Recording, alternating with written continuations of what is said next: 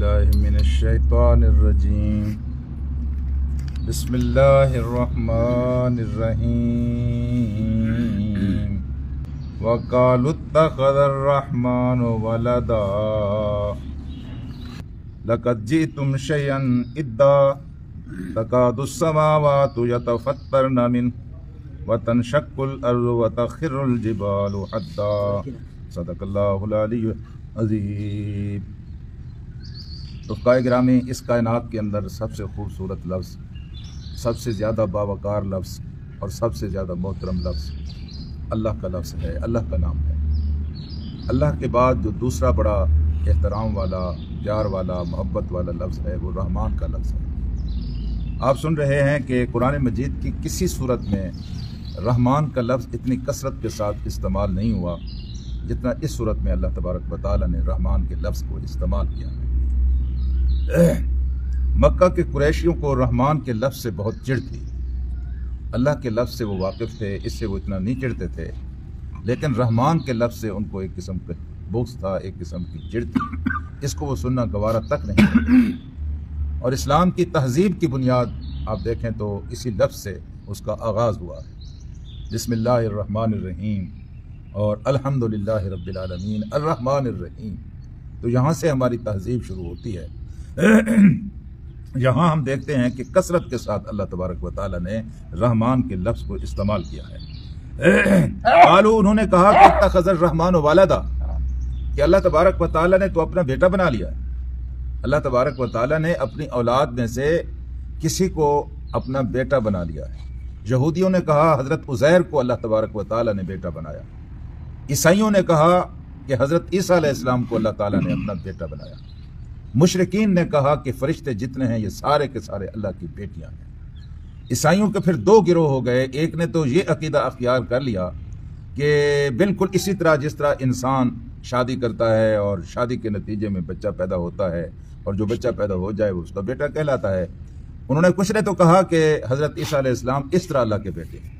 ان کا ایک گروہ جو تھا وہ یہ دعویٰ رکھتا تھا اور یہ دعویٰ کرتا تھا کہ اس طرح کے بیٹے نہیں ہیں، بلکہ اللہ تبارک و تعالیٰ نے ان کو اپنا کیا بنا دیا ہے، ان کو متبنہ بنا دیا ہے، یعنی وہ اللہ کے بیٹے تو نہیں تھے، پھر اللہ تعالیٰ نے ان کو اپنا بیٹا بنا لیا اور اپنے سارے اختیارات جو تھے وہ اس کے سپرد کر دیے۔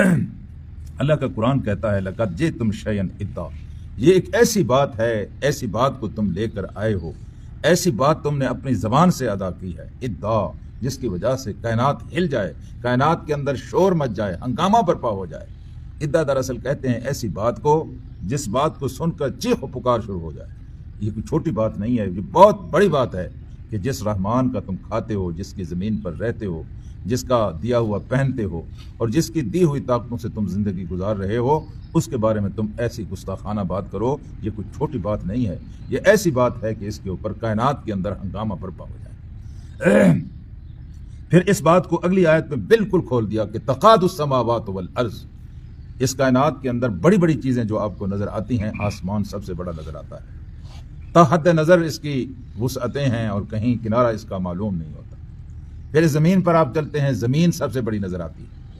پھر اس کائنات کے اندر جو سب سے محکم اور مضبوط چیز آپ کو نظر آتی ہے وہ پہاڑ ہے، وہ پہاڑ ہے۔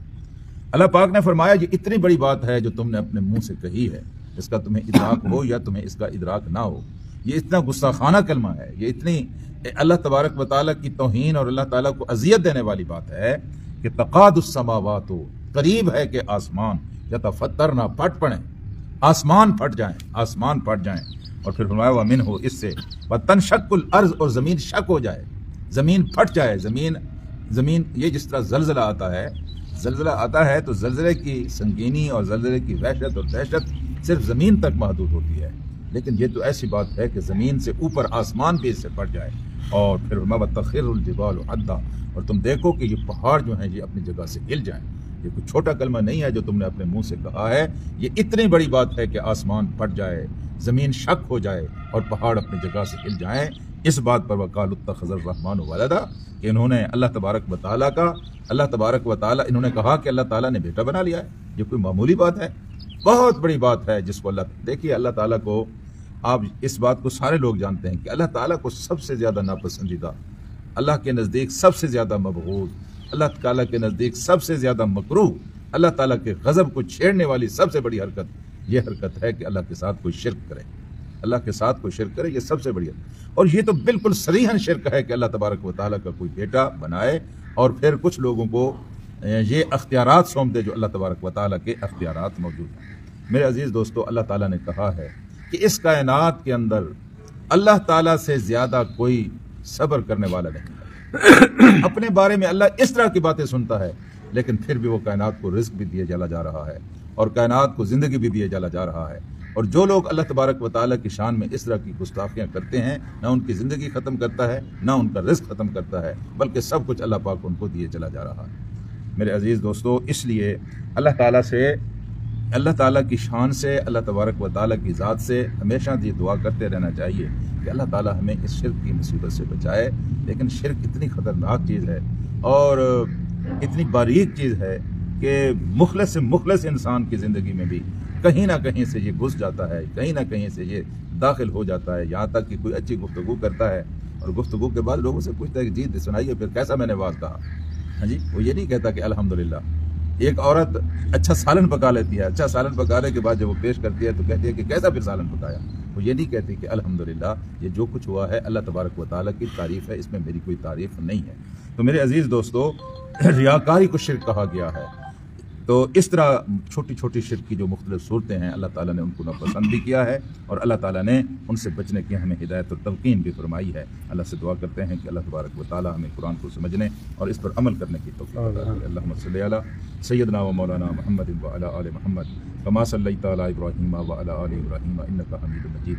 اللہم بارک علی محمد وعلی آل محمد کما بارکت علی ابراہیم وعلی آل ابراہیم انک حمید مجید۔ اللہ پاک ہمارے گناہوں کو معاف فرما، اللہ پاک ہماری غلطیوں سے درگزر فرما، اللہ پاک دین و دنیا کی بھلائیاں نصیب فرما، اللہ پاک دین و دنیا کے ہر قسم کے نقصان سے محفوظ فرما، اللہ پاک وہ کام کرا جن سے آپ راضی ہوں، اللہ پاک ان کاموں سے بچا جن سے آپ کی ناراضگی بڑھتی ہو، اللہ دین و دنیا کی رسوائی سے محفوظ فرما، اللہ پاک ہمارے والدین کی مغفرت فرما، اللہ ہمارے بچوں کو نیک اور صالح بنا، اللہ پاک سعادت کی زندگی عطا فرما، اللہ پاک شہادت کی موت نصیب فرما، وصلی اللہ تعالی علی خیر خلقہ محمد و آلہ وصحبہ لا الہ الا اللہ۔